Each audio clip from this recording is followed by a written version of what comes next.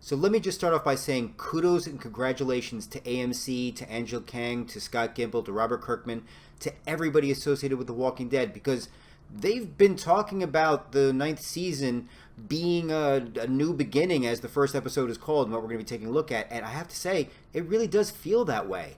Now, I'm not going to be melodramatic about it and say, oh, wow, I feel like I'm watching season one of something, because we do know the characters familiar with, and again, has been ingrained into our minds, this being the final season for Andrew Lincoln and at least temporarily for Lauren Cohan. We see there is some connection there, but there's just humongous changes in this episode, and I think it touches upon something Jeffrey Dean Morgan had said in an interview previously, that there's a freeing up and everybody's able to kind of flex their characters' muscles a lot more, and I think we saw that a lot in this first episode. Let me just do a deep dive in as to why this episode worked so well. First, again, let me be specific. Kudos to not just new showrunner Angela Kang, but to the writer of this episode. She did an amazing job, really just keeping the tension at an amazing rate, and I'll touch upon that in a second. And the look and feel, vibe, and flow to director Greg Nicotero deserves a ton of applause and attention for the work they did. This was a strong start and really set a good point and a good wave for the remainder of the season. Now, the major highlights, the tensions, just all over the place. The walkers seem to be the least fearful things, seem to be the most direct things to take care of. It's everything and everybody around everyone that seems to be the most danger. From Sadiq, and the idea that even from the viewer standpoint, the spiders seemed more concerning and more of a problem and creepier. I think Sadiq was channeling us when he had more of an issue with that than he did killing the walkers. The whole Smithsonian scene, the idea of getting the wagon across the glass and seeing the walkers underneath and just seeing the way, I mean, I'll touch upon it more in a second, but the Ezekiel scene when he falls through, just again, I don't remember the last time for that sustained a period. I literally was on the edge of my seat waiting and fearful of what was going to happen.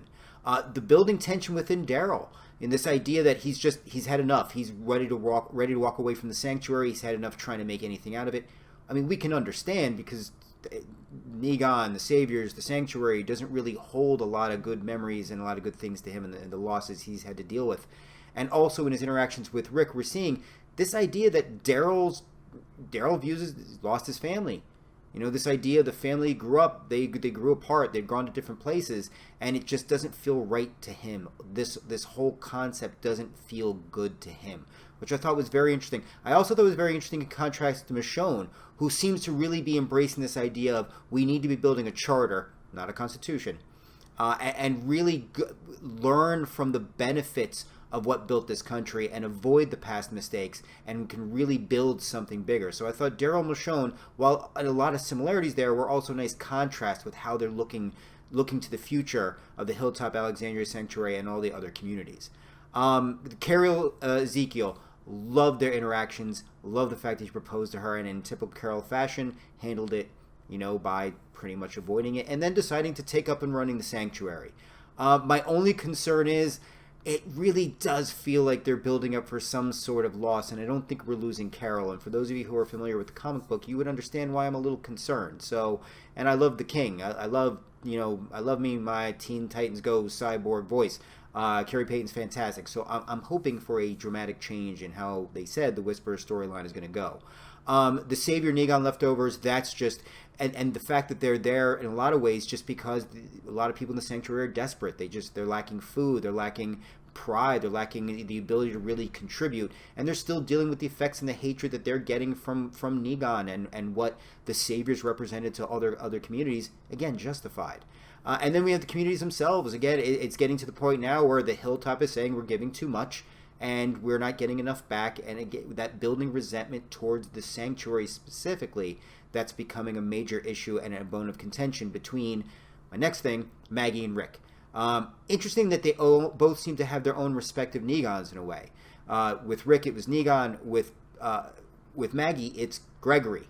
And we're going to talk in a second about how that gets handled. But I thought it was interesting in the sense that I feel like as Maggie moves forward, she's looking to kind of send a message to both Rick and Michonne about how she's going to handle situations from now on.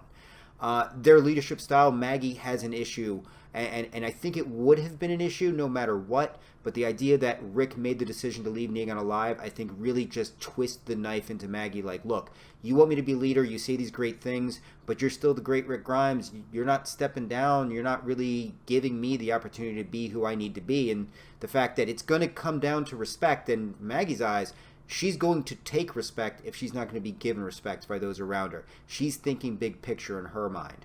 Rick, I think, has that concern, as he's seen through all the years and several seasons from a viewer standpoint, of what can happen when leadership starts to slide a certain way. And slide a certain way, I think, leads us to the finale, where in the finale, we get, for lack of a better phrase, the execution of Gregory. Now, I have to be honest with you, Gregory should have died 2 seasons ago, so I can't say I have a problem with the hanging of him. What I have a problem with was, I think, the reason why it was done. I think it was done to send a message, and the fact that I think there could have been a better way to handle things.